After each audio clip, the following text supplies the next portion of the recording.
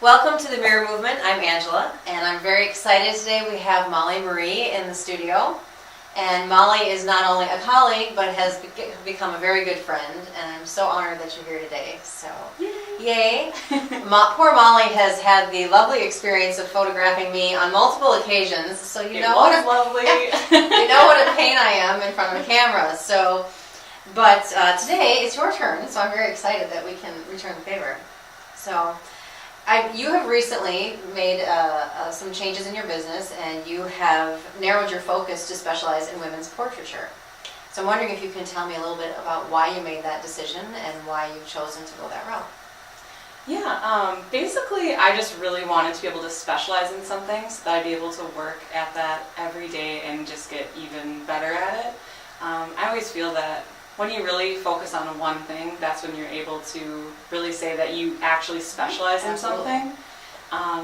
Plus, you know, I had been doing different photography for years, just every single avenue, and although I love them all, you know, there comes a point where you only have kind of enough time to focus on that. And women's portraits for me was just my absolute favorite avenue. So. Why is that? I mean, why women's? Yeah, I think it's because I relate the most to them, and I really just like to hear everyone's different. Everyone has like different stories that they tell, and it's really fun. You know, as women, we all kind of have issues in that we don't really want, you know, to see on camera. And so I have a lot of people, you know, tell me, I don't like this, this, and this, and I just make sure to focus on the positives. And I love being able to.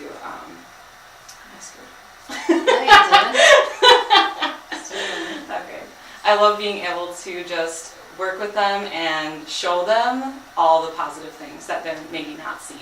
So. Very good. So what exactly is women's portraiture? For example, you specialize in glamour and boudoir shoots.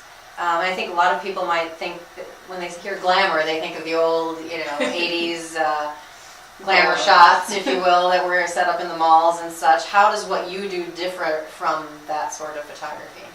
Yeah, so when I kind of like at fairs or out and about and I tell people, oh, I do glamour, right away I follow that up with, but not 80s boa glamour. Because boa glamour. People kind of always like assume that it means that you have to be like this or that you have to wear a boa. So yeah, basically what I do is it's glamour in the sense that you're coming into the studio and you're getting the whole experience, like you're getting your hair and makeup done. And you're getting the photo shoot, and so you are kind of getting like a makeover, which is really fun. But it's not 80s; it's really modern. So if you flip to like a modern page of Vogue or something like that, it would be more on that line instead of, you know, a boa. And we won't feather your hair or anything. Oh, thank you. So okay, well that's good to know. So. Do you find that is attractive to a specific age group? Do you seem to cover all ages, or what seems to be the magic age group that's going on? Yeah, that's a really good question. I used to think that it would only be a certain age group, and I kind of used to just kind of talk to those women. And you know, it's funny though, I've learned that really it's all women of any age. Even, you know, for glamour, even if the mom wants to bring in her daughters and kind of make it like a family day, that's been really super fun. So the girls come in, and if they're really young, we'll kind of pretend to put blush on them, and they just absolutely love it. They think it's like the most fun thing ever, which it is. And, you know, otherwise too, like teens or girls will just come for a whole girls' day out, like a bunch of different girls. So it's a good idea for girls' day. I love that. So what would you say to someone who's putting off that type of shoot because they're too shy, or maybe they think they're too old, or maybe they feel that they're not photogenic, or there's a million reasons why we don't want to be in front of the camera. Lord knows I have enough of that myself. So, you know, what would you say to them? Yeah, for most people, it's always weight. They're always like, I need to lose 20 pounds. Really? Yeah, basically it's just this weight. And what I have to say to those people is, okay, I'm going to pause for a second. I just really want to show them that they are really beautiful right now. And whether you do have a goal to lose weight, or if you do have a goal to, I don't know, do something else in your life, instead of making this to instead of rewarding yourself to then reach that goal, I often find that it's better to do the shoot because it will actually give you that push to kind of feel. So once you feel beautiful, that's kind of when you're able to achieve the things that you've been trying to do. Yeah, That makes sense. That makes perfect sense because I've had that experience with you. Seriously, I have. So what I've done is actually I've had people say like, well, I'll come to you in April or whenever, once I've lost the weight, and I say to them, you know, just come in for the shoot. And let me know what you think. And I just want you to know that if you're not confident now, if you come in, once you leave this, like I guarantee that you will be super confident. I've had so many women come in that were super, super nervous or like borderline throwing up, like super nervous. Been there. Yeah. I understand that feeling. And once they come in and do the shoot, they leave and they feel like a totally different person. I watch them walk out the door and they're like skipping, and it just makes me so happy. So that's actually a perfect segue into what I was going to ask you next. I love that you talk about the importance of confidence in your mission statement. Yeah. Why do you think that's so important? Confidence is everything. I think it's the most important thing ever. Yeah, definitely not enough people have enough confidence. So that's something that I really try to do in a photo shoot is just show people that they do already actually have confidence and build that. I think a lot of times they just don't see it and they're so focused on all the negative things. So I guess one example is like I have my clients fill out a questionnaire before they come for their shoot, and I make them list things that they like about themselves. That was a challenge. And oftentimes they'll write down things they don't like about themselves. And I resend it to them, and I tell them that they have to focus on the things that they love about themselves. That's hard to do. Yeah, it is. When you're so used to listening to that voice telling you everything that's wrong with you, you know. Yeah. So I mean, it's a broad topic, you know, with right. The media and everything, and they Right. really want to tell you, you know, you have to be 100 pounds or you have to be a certain whatever. You really don't. So you, basically, I think that it's really truly how you feel about yourself based on, you know, the number on the scale or, yeah, so. Absolutely. So on your website, I noticed the statement, it's not about how you look, but rather about how you feel about the way you look. And I love that statement because that is so true. But how do we as women change our perspective to start feeling good about how we look? Because we don't, when we look in the mirror, oftentimes what we see is not what other people see. Yeah. So definitely there's, you know, you're not going to find like a magic potion or like a pill or whatever to just wake up and be like, I'm confident. You know, maybe a couple glasses of wine, but just kidding. But really I think it's really taking those like baby steps and just really trying to be positive every day. And something that I do that's really super cheesy. But like every morning when I wake up, I have to tell myself one thing that I love about myself and kind of what I'm going to do that day. To achieve the goals that I want to do. That's awesome. I love that.